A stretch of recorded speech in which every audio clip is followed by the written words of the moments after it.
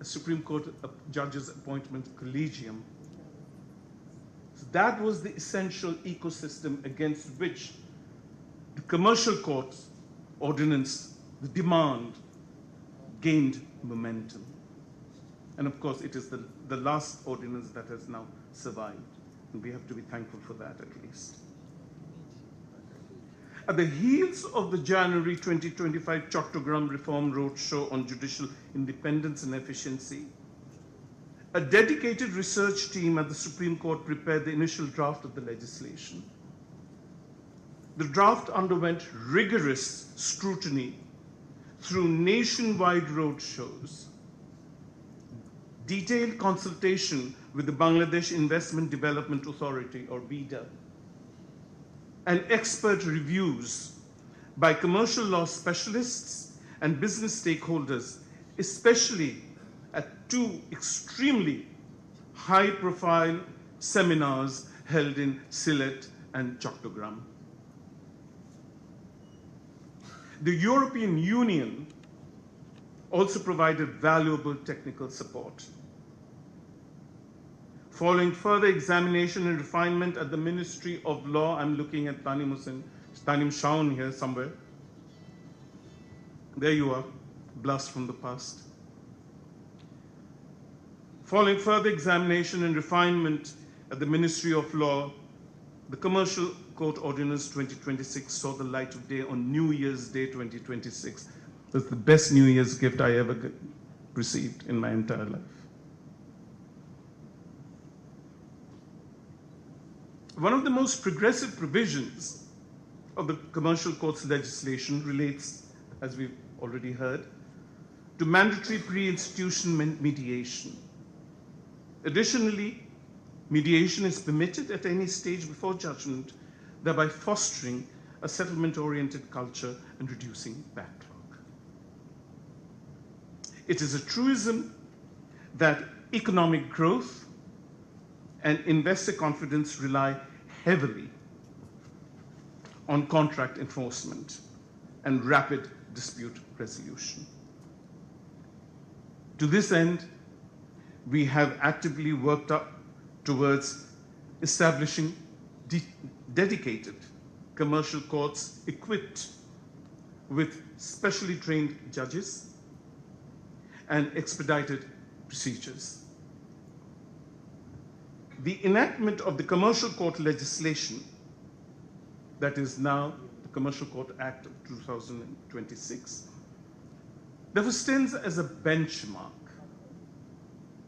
achievement offering specialized tribunals and technology-driven processes designed to deliver swift, predictable, transparent, and market-responsive outcomes.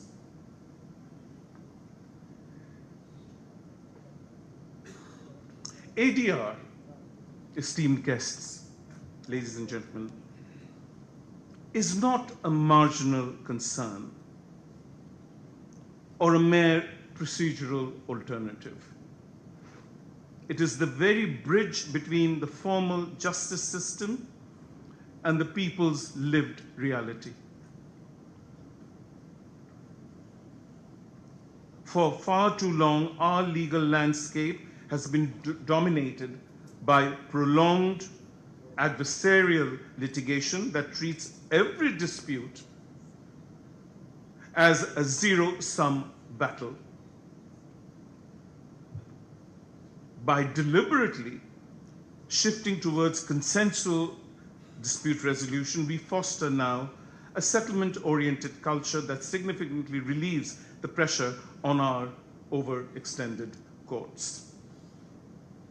In that regard, we have championed decisive legislative shifts to embed ADR into the core of our justice delivery framework, a prime example being the amendment to the Legal Aid Act, which now mandates pre-case compulsory mediation.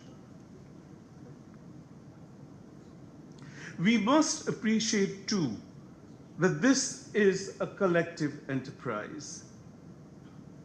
The legislature must enact, the executive must resource,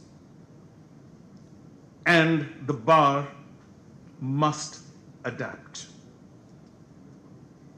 Bring that to alignment with also the need of our development partners,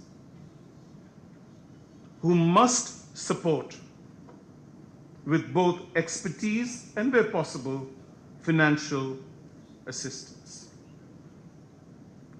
The desired outcome is a streamlined, commercially responsive, multi-pronged dispute resolution system.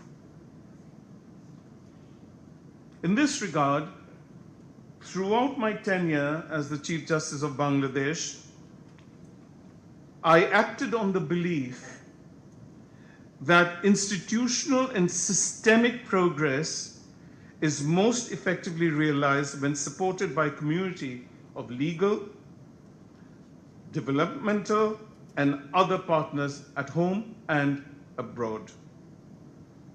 Strategic partners like the United Nations Development Programme, UNDP, thank you for attending today, have been indispensable catalysts accompanying us on every step of our nationwide roadshows over 1.5 years.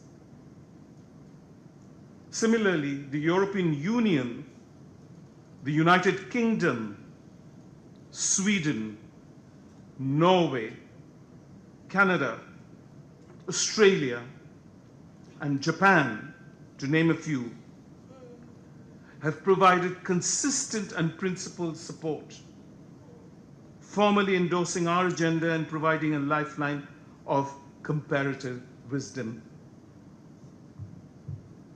Furthermore, a reforming judiciary requires a transforming bar. We have leaders of the bar here. Good to see you here, Dr. Bhuiyan. I haven't seen you in 8 months. Yeah. We have been abroad. Thank you, thank you. The pleasure is all mine to see you here. So, a transforming bar, Dr. Bhuiyan. Otherwise, the justice system moves asymmetrically. Judicial reform cannot exist in a vacuum, nor can structural changes at the bench, which we attempted to do. And we're still in the midst of a transition. I'm an optimist. So structural changes at the bench cannot succeed if the legal profession remains anchored to traditional inertia. The bar and the bench are two interdependent pillars supporting the same edifice of justice. If one advances while the other remains stationary, the entire framework suffers from structural imbalance. To achieve a truly equitable legal order, I call upon the business community,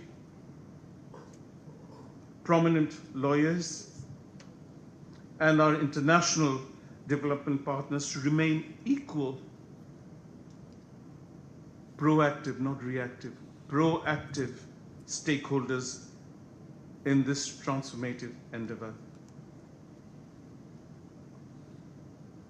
I firmly believe that justice is not a destination, but a discipline. Let us ensure that our legal architecture aligns with our economic aspirations. Let it be said that we chose on this 15th anniversary celebration of BEAC to cross the bridge between legal promise and economic reality together, ensuring that justice is not a dream deferred, but a lived reality for every citizen and entrepreneur in Bangladesh. Thank you ever so much.